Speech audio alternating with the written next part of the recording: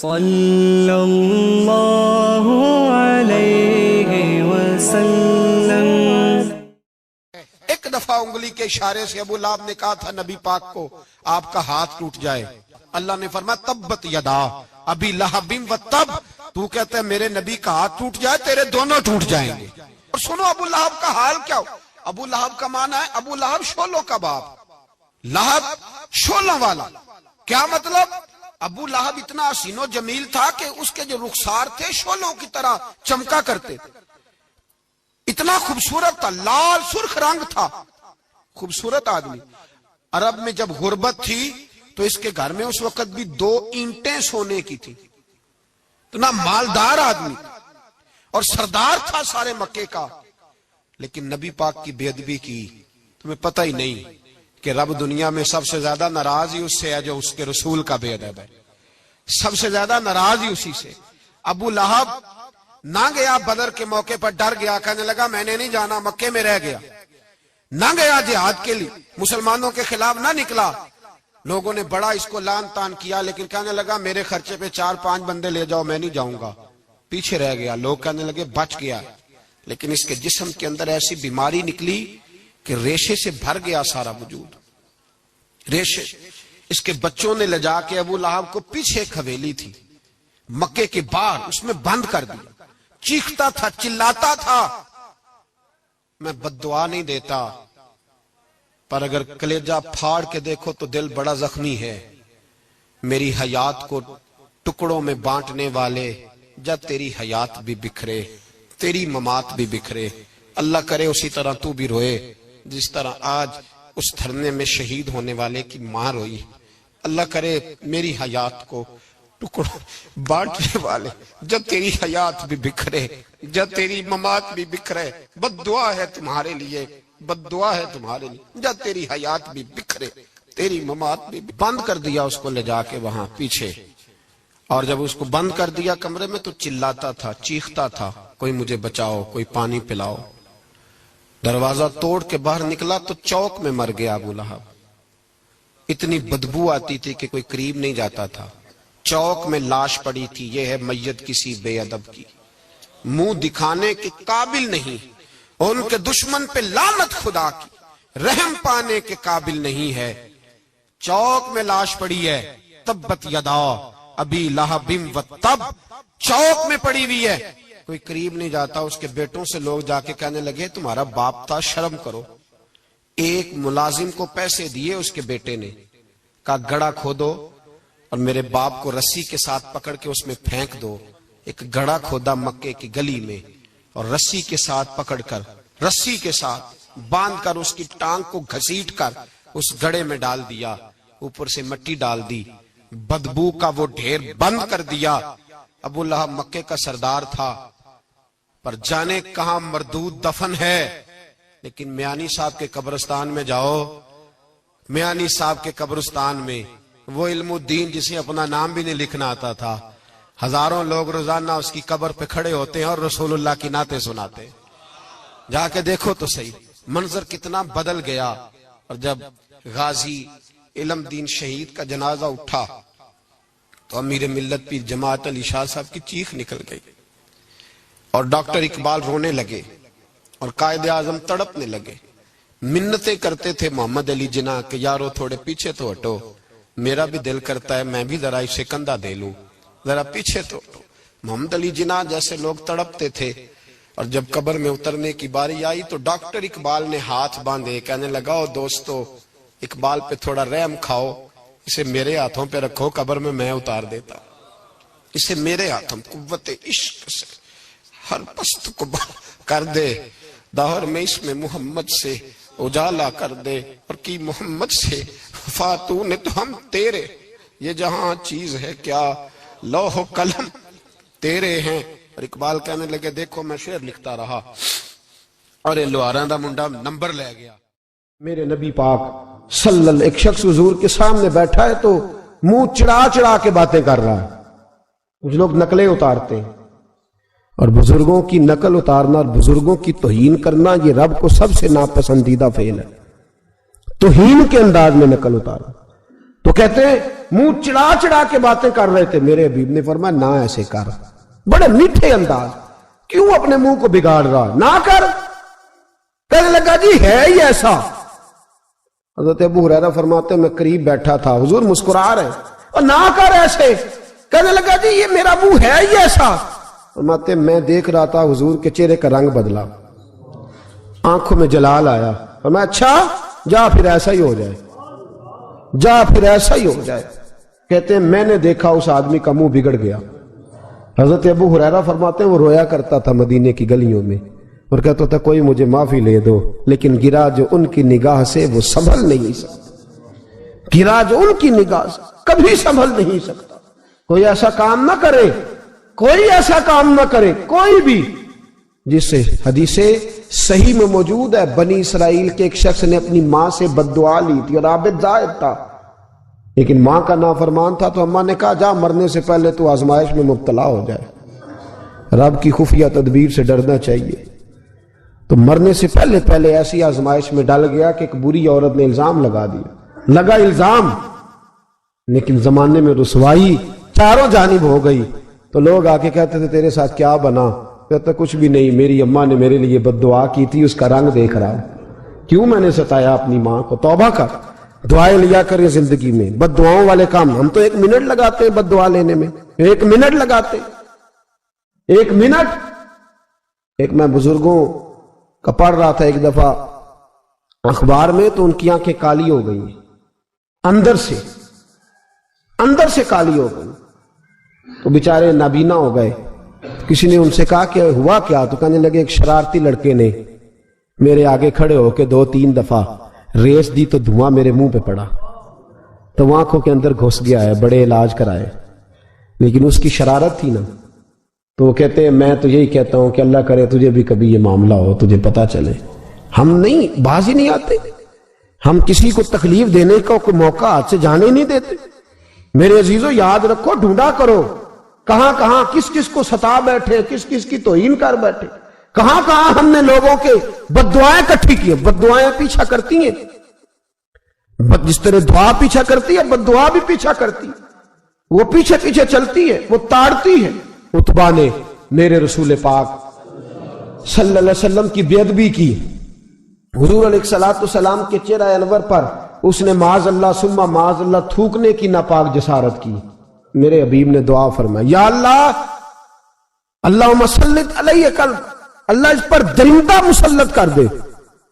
ابو لہب کا بیٹا تھا, رات کو جب سوتا تھا تو ابو لہب 2-4 بندوں کو معاوضہ دے کے کھڑا کرتا تھا کہ نیزے لے کے کھڑے ہو جاؤ, میرے بیٹے کے قریب کوئی نہ آئے. توجہ ہے آپ کی؟ نیزے لے کے کھڑے ہو جاؤ.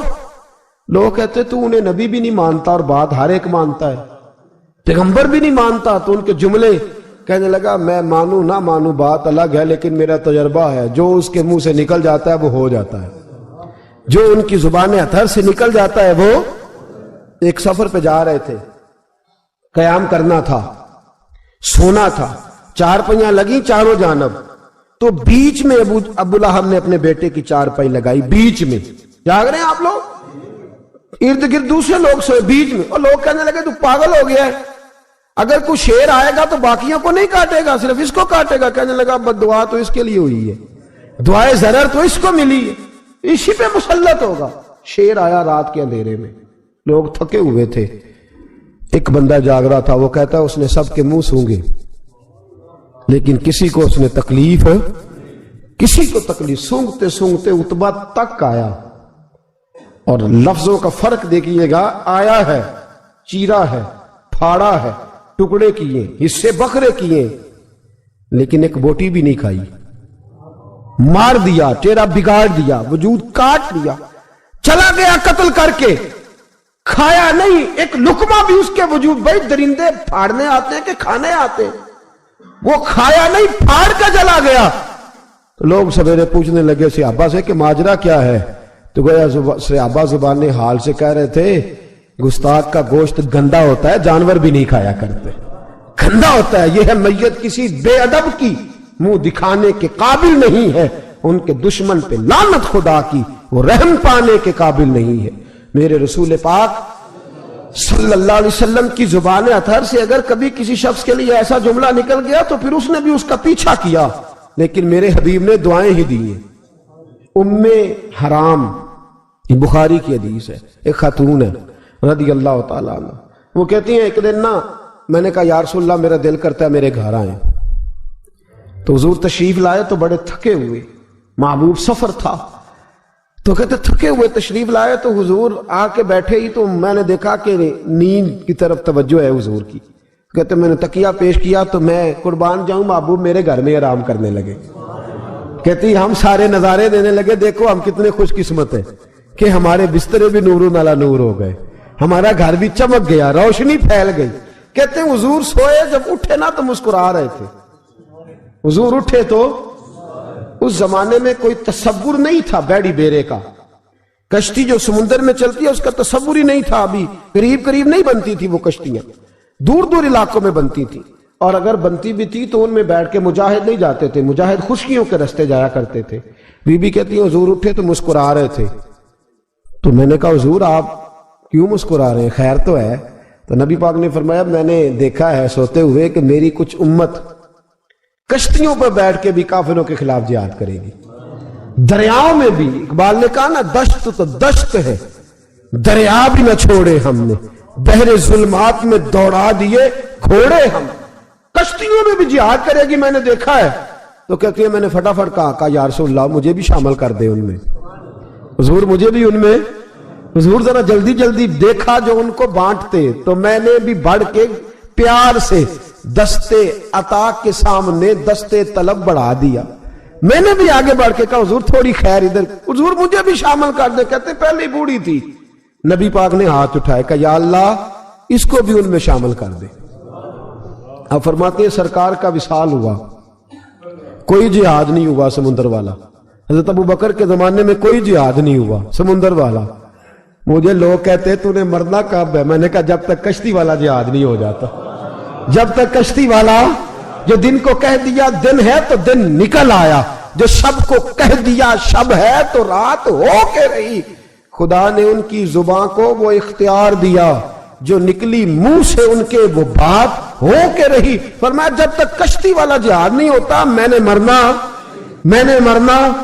تو پھر بابے کو کہنے دو نا عرش فرشتے بانگا ملیاں مکے پہ گئی شور، اور بلے شاہ ایسا نہیں مرنا، گالی بکی بلے شاہ ایسا نہیں مرنا ہے، مر گیا ہی کوئی اور تے بارت شاہ کدو مر دے جنہ کیتیاں نیک کمائیاں نے، بات ہی ختم کر دی، او کدو مر دے جنہ کیتیاں نیک کمائیاں نے۔ حضرت سلطان باہو رحمت اللہ علیہ فرماتے ہیں کامل پیر اونا دے باہو قبر جنہ دی جیوے، فرمایا میں نہیں مرتی، حضرت اسرائیل نہیں آتے وہ چھو کے گزرے گئے، کہتے بہنیں بھی چلی گئیں، بھائی بھی چلے گئے، خامد بھی چلا گیا، بچے بھی کئی گئے، اور میں اسی حالت میں۔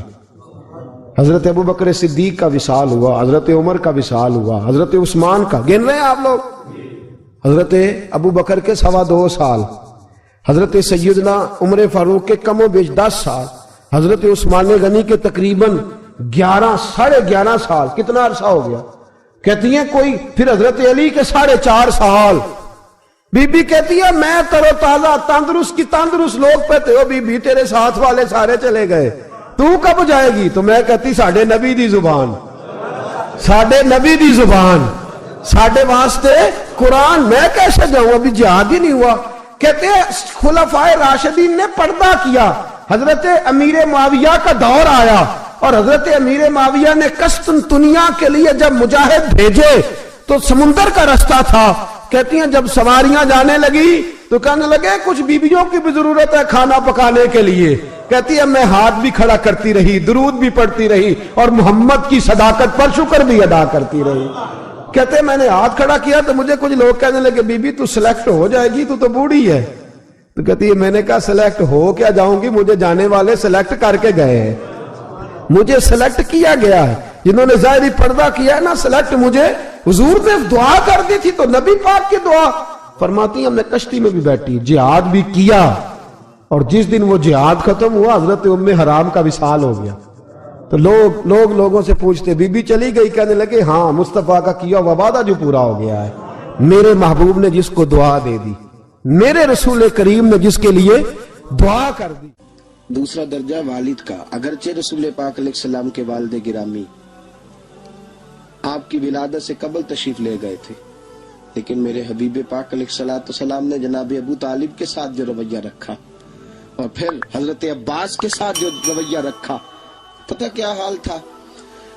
जब रसूल पाक अलैहिस्सलाम फरमाते हैं गुर्बत थी तो मुझे जनाब अबू तालिब ने पाला, उनकी ज़ौजा हजरत फातिमा बिनते असद रदी अल्लाह ताला अन्हा जो जनाब अली अल मुर्तज़ा की वालदा है, फरमाते हैं कि उन्होंने मेरी बड़ी खिदमत की, मुझे घर में रखा, प्यार से रखा। मेरे वालिद और वालदा के विशाल के बाद, चचा के जाने, दादा के जाने के बाद चचा और चची ने पाला और इस घर को एक मुकम्मल माहौल फराहम किया। फिर एक वक्त आया कि जनाब अबू तालिब पे गुर्बत आई। नबी करीम सल्लल्लाहु अलैहि वसल्लम बकरियां चराने जाते थे और वहां से जो उजरत लेके आते थे सीधी लाके चचा की हथेली पे रखते थे, चचा की हथेली पे रखते और फरमाते थे कि चचा आप अपने मसारफ के लिए इसको खर्च कर सकते हैं, ये आलम। और फिर चचा ने भी तो कमाल कर दी ना, फिर उस चचा ने भी तो कमाल कर दी ना। सारे लोग इकट्ठे होके आ गए ना हज़रत अबू तालिब के पास और आके कहा कि जनाब अपने भतीजे को मना कीजिए वरना सारी बरादरी आपकी मुखालफत करेगी। हद हो गई, अब हद हो गई। अब सारी उनसे कहिए कि उन्हें दौलत चाहिए या अरब की कोई खूबसूरत औरत चाहिए या माज़अल्लाह कोई और चीज का मुतालबा करते हैं तो हम देने को तैयार हैं, लेकिन उनको कहते हैं कि या तो तबलीग छोड़ दे या उनका ये भी कहना है कि जो आपका मुतालबा है आप बतलाएं। हबीब पाक अलैहिस्सलाम ने फरमाया कि अगर वो मेरे सीधे हाथ पे चांद रखें, दूसरे पे सूरज रखें, फिर भी मैं अल्लाह की तौहीद का ऐलान करता ही रहूंगा, मैं तो इस दावे से बाज नहीं आऊंगा। जनाब अबू तालिब ने कहा भतीजे फिर मैं भी बूढ़ा हो गया हूं। तवज्जो है आपकी? मेरी बात समझ में आ रही है? जिस आदमी का बड़ा सहारा हो ना, बड़ा, वो जब कहता है ना नहीं, बंदा की ना कुछ उम्मीदें वाबस्ता होती है कुछ लोगों के साथ। वो एक दो चार लोगों को काम कहते हैं, फिर उन्हें पता होता है कि फला आदमी से मेरी उम्मीद वाबस्ता है, वो कभी नहीं जाएगा। जब अबू तालिब ने कहा ना कि मैं फिर बूढ़ा हो गया हूं, तो अल्लाह के हबीब उठे। हुजूर सैयद आलम सल्लल्लाहु अलैहि वसल्लम की मुकद्दस आंखों में आंसू है। गोया हुजूर फरमा रहे हैं कि चचा बाप का खिदमत भाई की नहीं करता जायदाद के तनाजे में जितनी भतीजे उठ के करते। जनाबे अबू तालिब ने देखा कि रसूल पाक ने रुख फेरा, आंखों में आंसू है। अच्छा चचा तेरी मर्जी, ये लफ्ज कहे तो हुजूर की आंखें भर आई। जनाबे अबू तालिब बूढ़े आदमी थे, उठे पीछे दौड़े, हुजूर को कंधे से पकड़ा, खींच के रुख अपनी तरफ किया, सीने से लगाया और कहा भतीजे जा, जो तेरे दिल में आता है कर, खुशी हो या गम हो, कोई साथ दे ना दे, तेरा चाचा हमेशा तेरा साथ देता रहेगा। जा, तुझे इजाजत है, जो तेरे दिल में है। मेरे दोस्तों, बहसीयत एक सरबराह खानदान के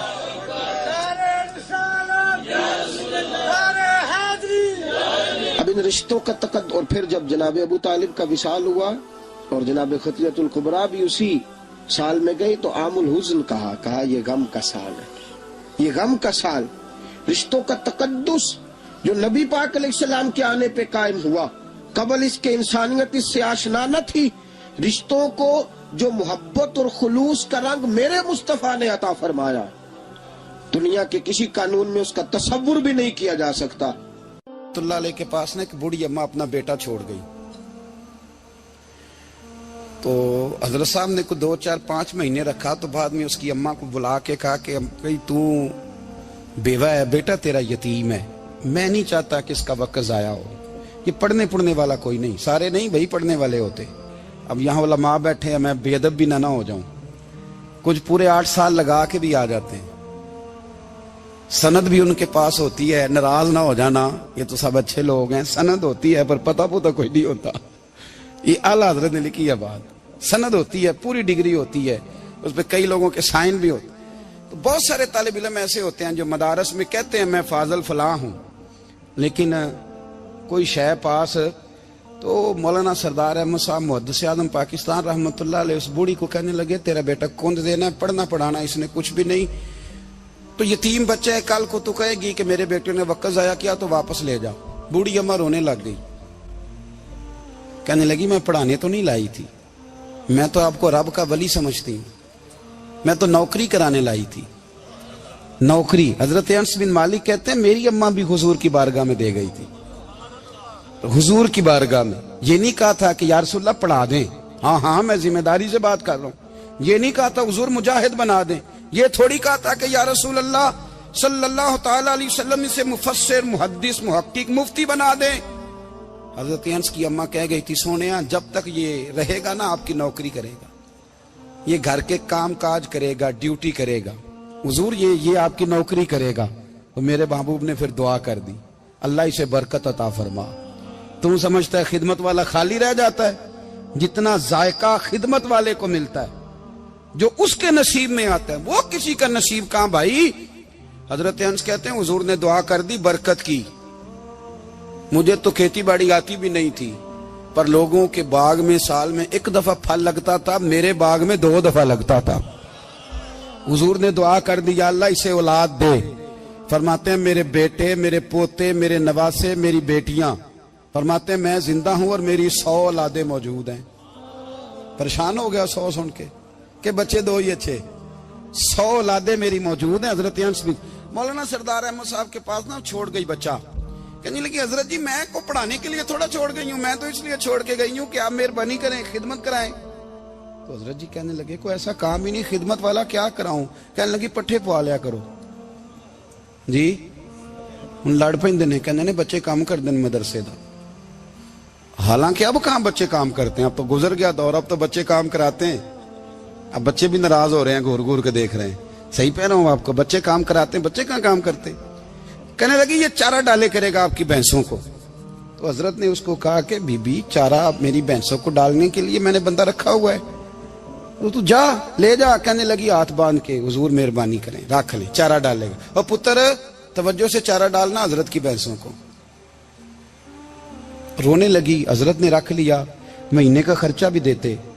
شام کو نا وہ سارا دن کام کرتا، شام کو آ کے پیروں میں بھی بیٹھ جاتا، حضرت جی لائیں تیل تھوڑا سا، پیر نہ دبا دوں۔ 8 سال ساتھ والے پڑھتے رہے، یہ بیچارہ نوکری کرتا رہا، میرا روپ بھی نہیں تے میرا رنگ بھی نہیں، اور مینو یار منان دا ٹنگ بھی نہیں۔ کبھی کبھی نا حضرت بلال حبشی فارغ ہوتے نا تو نبی پاک کی بارگاہ میں عرض کرتے حضور کوئی کام تو نہیں، سارے ہو گئے، حضور جاؤں ذرا، چلے جاتے۔ ایک دن سلمان فارسی کہنے لگے یا رسول اللہ یہ بلال کہاں جاتا ہے؟ فرمایا جا دیکھ کے تو آ۔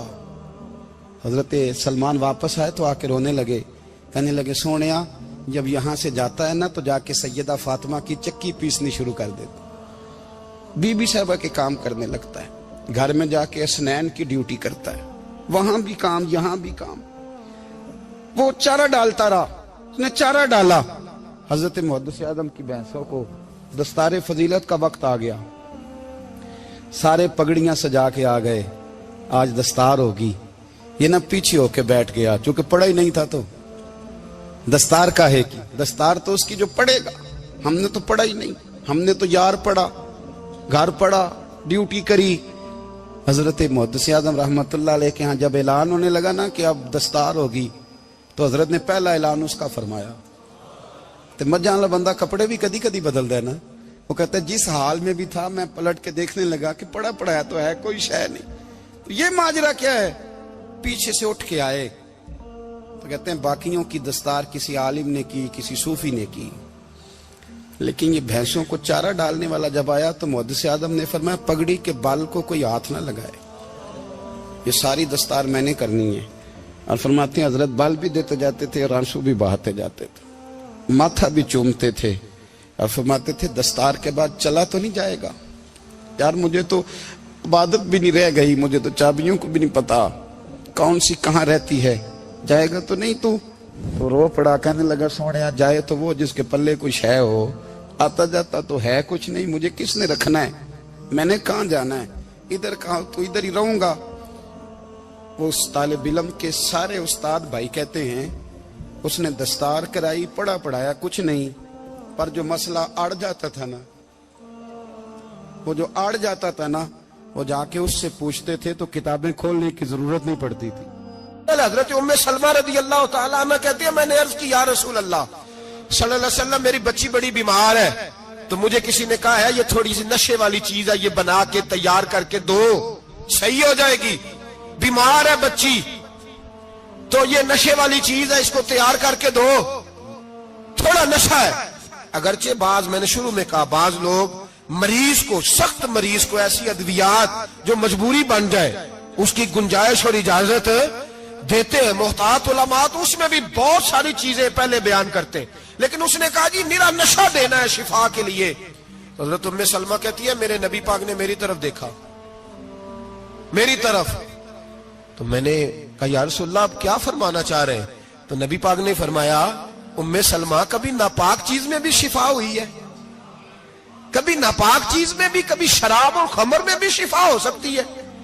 شفا رب کریم نے رکھی ہے پر شہد کے اندر رکھی ہوئی ہے، شفا اللہ نے رکھی ہے قرآن مجید میں رکھی ہوئی ہے، تو اس میں بھی کبھی یہ حضور نے بیان کیا ہے کہ اس کے اندر شفا ہو سکتی، تو امت کتنی دلیری کرتی ہے جو یہ مشورے دیتی ہے کہ اس کے اندر نشہ ہے، شراب ہے، تو کھانسی چلی جائے گی تو فلانی بیماری چلی جائے گی۔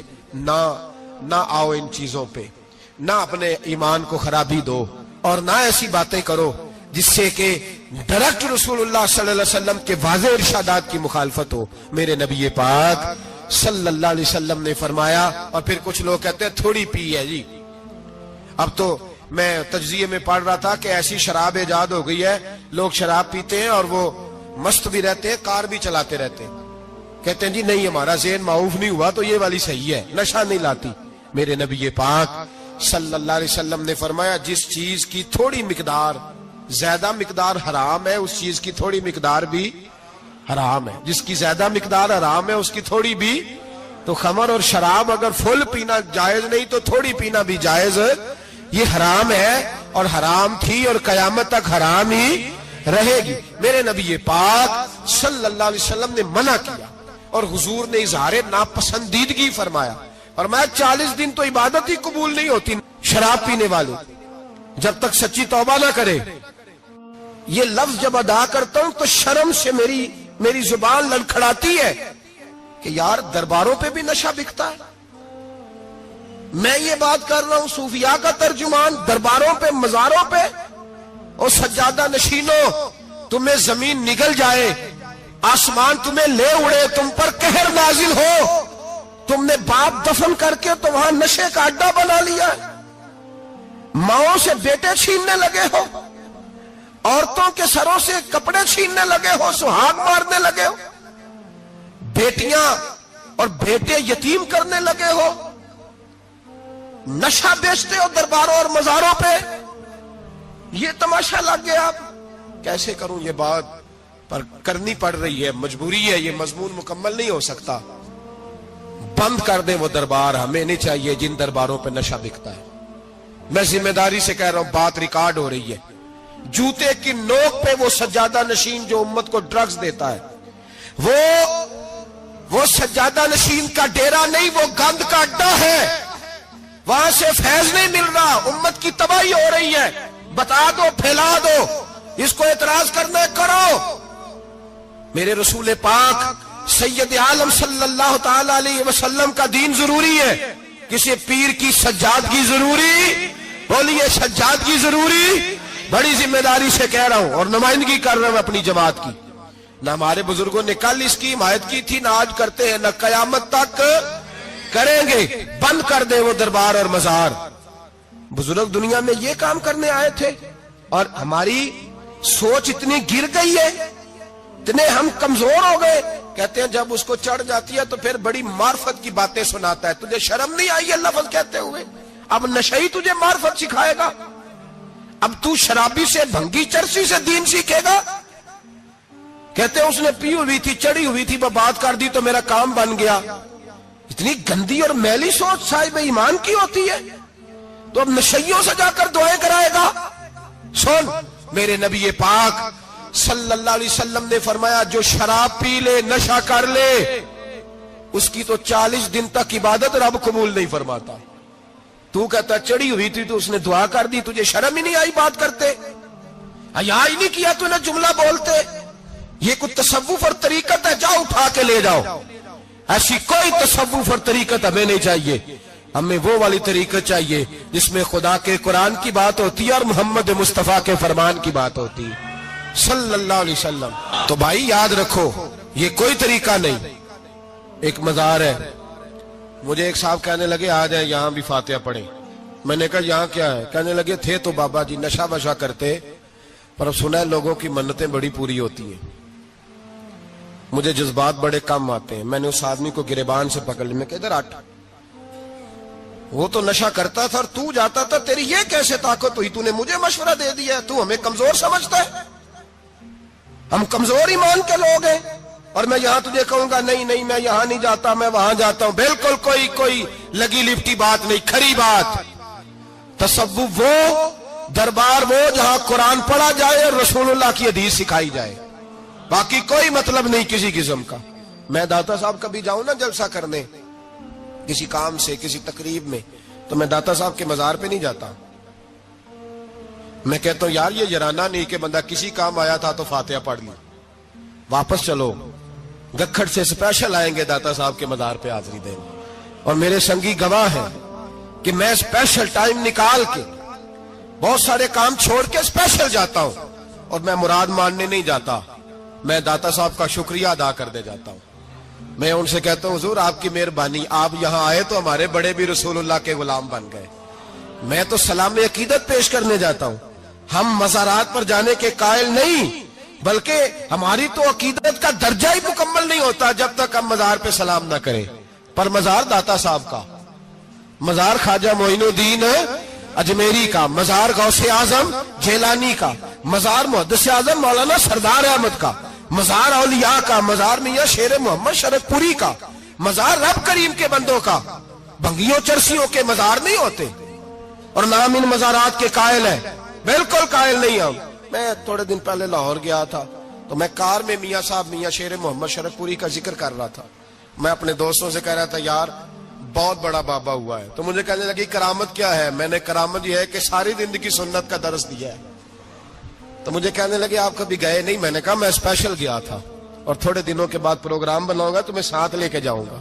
ہم مزارات کے قائل ہیں, حاضریاں دیں گے مزاروں پہ, لیکن بھنگیوں چرسیوں کے مزاروں پر جانے کے قائل ہیں. زور سے بولے, یہاں جانے کے قائل ہیں. کوئی عقیدہ نہیں ہے ہمارا. نشہ بکے گا مزاروں پہ, اب یہ تصوف ہوگا وہاں, یہ طریقت ہوگی. اور ملت پر رحم کھاؤ خدا را. اگر تمہارے قومی ادارے کہتے ہیں رپورٹ کرنے والے کہ 70 لاکھ پاکستانی نشہ کرتا ہے, تو کیا تمہیں یہ نہیں پتا کہ نشہ بیچتا کون ہے؟ کیا تمہیں یہ نہیں پتا کہ ڈرگز کا کاروبار کون کرتا ہے؟ اگر تمہیں یہ پتا ہے تو کیا یہ خبر نہیں تمہیں کہ ان رگوں پر یہ خون اتارتا کون ہے؟ میں اپنے بزرگوں سے معذرت کے ساتھ, نشے کا آغاز, ناراض تو نہیں ہو جائیں گے بزرگ, نوجوانوں کو میں لتاڑ لیتا ہوں لیکن بزرگوں کی عزت کرنا سنت ہے, تو میں بزرگوں سے معذرت کے ساتھ یہ یوں سمجھ لیے خوگرے حمد سے تھوڑا سا گلا بھی سن لے.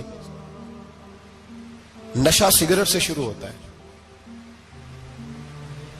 سگریٹ سے. میں تمباکو کو حرام نہیں کہتا, یہ فتویٰ نہیں دے رہا. تمباکو کا حکم وہی ہے جو مولی کا ہے, جو کچے پیاز اور لہسن کا ہے, کہ آپ جب کھا لیتے ہیں تو منہ سے بدبو آتی ہے, تو آپ مسجد میں آئے تو آنے سے پہلے مسواک کریں, منہ صاف کریں, پھر آپ آ جائیں. تو جائز ہے, مکروہ ہے لیکن حرام ہے. لیکن تمباکو سے آگے جب حالات بڑھتے ہیں, تجزیہ نگاروں نے لکھا ہے کہ ہمارے پنجاب کے کچھ علاقوں میں اب سگریٹ سے نکال کے نا, پہلے بھی بھرتے تھے لوگ اس میں بڑا کچھ, اب پتہ ہے کہ نیا نشہ ایجاد کیا ہے. اب اس کے اندر چرس بھی بھرتے ہیں, اور چھپکلی کو مار کے, سکھا کے, خشک کر کے, اس کو پیس کے وہ ساتھ نشے کے ملاتے ہیں, اور اس کا حال یہ ہوتا ہے کہ آدمی کو زیادہ نشہ ہوتا ہے, اور کہتے ہیں وہ اتنا گند ہے کہ وہ آدمی کسی کو دانت بھی لگائے گا تو وہ بندہ بھی بیمار ہو جائے گا. کیا یہاں لوگ اسپرٹ نہیں پیتے آپ کے ملک میں؟ اور ہم کبھی سڑک پہ جاتے ہیں تو نشئی کو دیکھ کے مذاق کرتے ہیں, دیکھنا میں ہارن لگاؤں گا تو گاڑی کے ہارن سے گر جائے گا, لیکن تجھے پتا نہیں کہ یہ کسی ماں کا بیٹا ہے, پتا نہیں کسی بیوی کا شوہر ہے. ایک ہمارے دوست ہیں, بزرگ ہیں, ان کا داماد فوت ہو گیا, نشہ کرتا تھا. تو میں تعزیت کرنے ان کے گھر پہنچا تو کھڑے ہو گئے ہاتھ باندھ کے, کہنے لگے حضرت صاحب باقی ساری گلاں چھڑ دیو, صرف نشے تے تقریر کریا کرو. وہ جب جیتا تھا تو تب بھی اس کے بچے یتیم ہی تھے, یتیم ہی تھے. میری بیٹی جب میرے گھر آتی تھی اور میں اپنے پوتوں کے اتنے کپڑے اسے پہننے کو دیتا تھا تو میرا کلیجہ پھٹتا تھا. اور میری بیٹی اس کی زندگی میں بھی بیوہ کی زندگی گزار رہی تھی. وہ میری بہوؤں کے اترے ہوئے کپڑے پہنتی تھی. کوئی دعا کرو, کوئی جلسے کرو, یہ لت ختم ہو جائے. اور کہنے لگا اب میرے وہ چلا تو گیا ہے, دادا دادی اس کے پہلے کوئی نہیں, چچا ہے کوئی نہیں, جب تک تو میں زندہ ہوں ان نواسوں کو کوئی روٹی کا لقمہ, کوئی کپڑا مل جائے گا. لیکن سوچتا ہوں میں بوڑھا ہوں, مر گیا تو ان کو کوئی پوچھے گا بھی نہیں, کون ان کی خبر. اتنا ظلم اس قوم سے, اتنی زیادتی. اور آرام سے لکھ کر لوگ گزر گئے کہ یہ 70 لاکھ ہے, ان کا درد تو سمجھو, تکلیف تو سمجھو. 7 فٹ کا سونا جوان اور نشے کا عادی ہے تو کسی نالی میں پڑا ہوا ہے. اور میں نے کہا اس قوم کے ساتھ اس سے بڑا بھیانک مذاق کیا ہوگا. کوئی دانشور تھا بڑا ظالم, اس ظالم سے کوئی مشورہ لینے آیا. اس نے آ کے کہا تو بڑا ظالم ہے, بڑے کڑوے مشورے دیتا ہے, میرا ایک دشمن ہے, میں اس سے بدلہ لینا چاہتا ہوں, میرا دل کرتا ہے اس کا بچہ قتل کر دوں تاکہ وہ تڑپے. تو ظالم نے کہا اسے قتل نہ کر, وہ تو اس کا باپ 2-4 مہینے رو کے چپ کر جائے گا. پھر میں سخت سزا دینا چاہتا ہوں, مشورہ دے. تو اس نے کہا اس کے بچے کو نشے پہ لگا دے. جس کا بچہ نشہ کرے گا وہ باپ روز مرے گا, روز جیے گا, وہ ماں روز مرے جیے گی, نشے پہ لگا دے. اس قوم کے ساتھ سب سے بڑا ظلم یہ ہوا کہ ملت کا جوان نشے پہ لگ گیا, ڈرگز پہ لگ گیا. اتنے تباہ حالات ہوئے کہ جوان چڑھتی جوانیاں, اماں نے کتاب دے کے بھیجا تھا اور کالج سے واپس آئے تو نشے کے ٹیکے ہاتھوں میں پکڑے ہوئے, ٹیکے. اور آپ کے اس ملک کے اسلام آباد میں ایک دن میڈیا نے وہ خبر بھی وائرل کی اور وہ چیز بھی دکھائی لوگوں کو. 3 مہینے کا بچہ لے کے نشئی سڑک پہ آ گیا. اس نے کہا میرا نشہ ختم ہو گیا, میرا بچہ خرید لو, 2 پڑیاں دے دو. تو وہاں بیبیاں جو سن رہی تھی وہ بھی چیخے مار کے رو رہی تھی. یہ ظلم کیا اس قوم کے ساتھ, اور کرپشن کی لعنت نے اجازت دی سپلائی کرنے والوں کو کہ گلی گلی بیچے, گلی گلی. انہوں نے کچھ تھوڑا ظلم نہیں کیا ان حکمرانوں نے. اور ہماری اپوزیشن, اس کو نہ صرف اتنا پتا ہے کہ یہ جائیں اور ہم آئیں, اس سے زیادہ کوئی غرض نہیں. بھائی کرپشن کے خلاف نکلے ہو تم, نشے کے خلاف کس دن نکلو گے, جوئے کے خلاف کس دن. قوم تو مر رہی ہے نشے سے, اس کے خلاف میدان میں کب آؤ گے. صرف اتنا ہے کہ یہ جائیں اور ہماری باری آئے, اس سے زیادہ کچھ نہیں. جس دم یار پیارے بچھڑے, کون روے مڑ تھوڑا, سب روگاں دا روگ محمد,